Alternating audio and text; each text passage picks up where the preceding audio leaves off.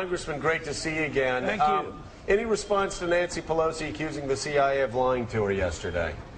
Well, I think it's great theater, and all this excitement over the torture and the CIA, I think is very beneficial because it distracts from the steamroller of big government going on in Congress, and hopefully it'll be beneficial. But it's also beneficial in trying to find out what's going on. But just think, we wouldn't have this discussion if we had just followed the law. Our law prohibits torture as well as international law.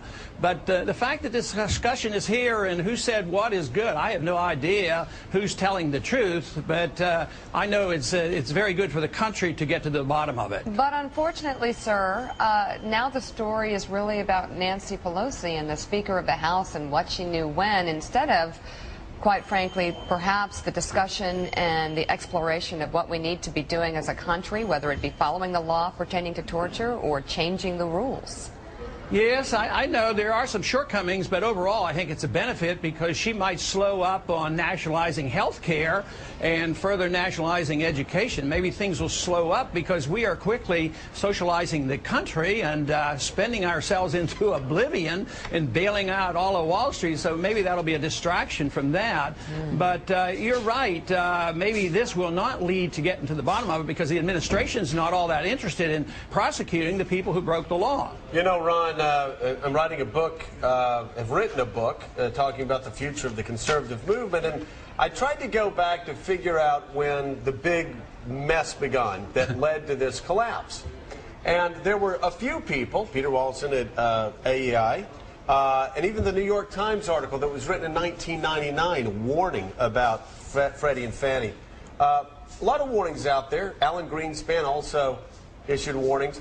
But I was stunned by reading a statement you made in the Banking Committee on September 10th, 2003. In fact, I reprinted the whole thing in my book. I want Americans who hear leaders saying every day, we could have never seen this coming.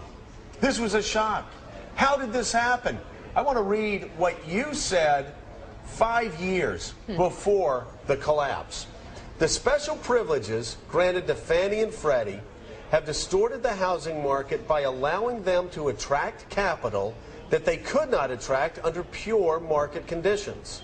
Like all artificially created bubbles, the boom in housing prices cannot last forever. When housing prices fall, homeowners will experience difficulty as their equity is wiped out. Furthermore, the holders of the mortgage debt will also have a loss. These losses will be greater than they would have otherwise been had government policy not actively encouraged overinvesting in housing. And you go on to say, because so many people will invest in housing, the damage will be catastrophic. Congressman, how could it be that you knew this on the Banking Committee in 2003 and nobody else did until after the collapse? Well, I would think the easiest explanation is Washington, D.C. is permeated by Keynesian economic thinking. Very few even know the name Austrian economics and understand the business cycle. I was concerned about the building of the bubble since 1971 when gold was delinked from the dollar.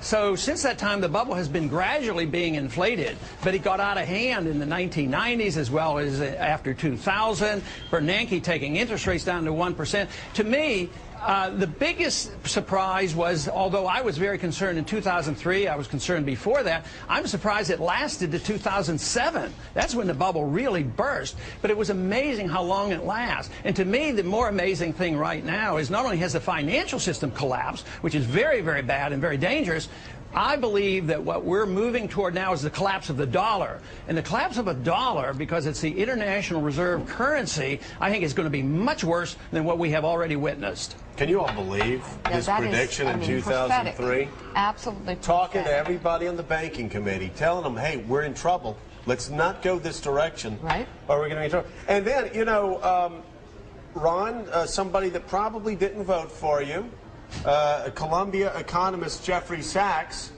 came on this show and said what we're doing now with these economic policies is rebuilding another bubble and creating debt, more debt. Well, they're trying, but they're going to have a difficult time reinflating the bubble. To me, what is disturbing is those individuals who did not predict what was to come are now predicting that the downturn has ended. It's over. At the end of the year, we're going to have growth. They're still listening to the Bernankes of the world. And yet, they were completely wrong before. Greenspan was wrong. Bernanke was wrong. But all of a sudden, oh, I know, the end has come, that we got into our trouble by spending too much, borrowing too much, and inflating too much, and now that's all they're doing, and now they're predicted, and they have given credibility of knowing how to predict the end of this downturn. That's Ron, to be astounding. Hey, Ron, not only that, the very people that sat in your committee when you told them what was going to happen remained silent. And in fact, some accusing you and other Republicans that were critical of Fannie and Freddie of being racists who hated poor people. Those very people that missed all the warning signs were then put in charge of the trillion-dollar rescue. But Joe, you got to give them a little bit of credibility here on this argument, because I was still on the fringe back in 2003. Nobody cared what I was saying. Now at least I have 100 or 200 people who care, so I'm getting a little bit more attention. and it isn't so much me. I'm just reciting what I've learned by studying free market economics, and we haven't had free market economics. Now they're blaming capitalism for all these problems and not enough regulation. We've had crony capitalism. We've had inflationism, corporatism, big government. We've not had true free market capitalism, so we have to define it. Somebody asked me once, what individuals caused this problem? I would put it all on the shoulders of Keynes. And it's a long time since he's been around, but Keynesianism exists. Remember what Nixon told us? We're all Keynesians now. That was when the last link of the dollar to gold was removed, and since that time we've had nothing more than these bubbles and big government, but it is coming to an end. We can't afford this foreign policy or these bailouts any longer. Exactly. Carlos? We are out of money. We've got to show restraint at home and restraint overseas. Carlos. Congressman, to that point about restraint at home and restraint overseas, how would you cut not just the deficit but the debt if you had the presidency here? Well, I would start overseas because politically it's more palatable. Sometimes a conservative will come up and they'll have an amendment and cut 5% out of child health care. I don't believe in the government being involved in medical care, but that's not where I would cut. I would cut overseas spending. To operate our empire costs us $1 trillion.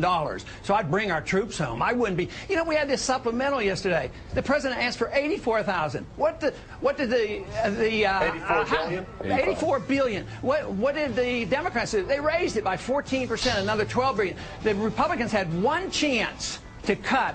And they had one amendment, and they asked to increase it by $3 billion. Congressman Paul, but what else would you cut? Because as you just said, that wouldn't be enough. If you were just to cut defense spending, you still wouldn't get there.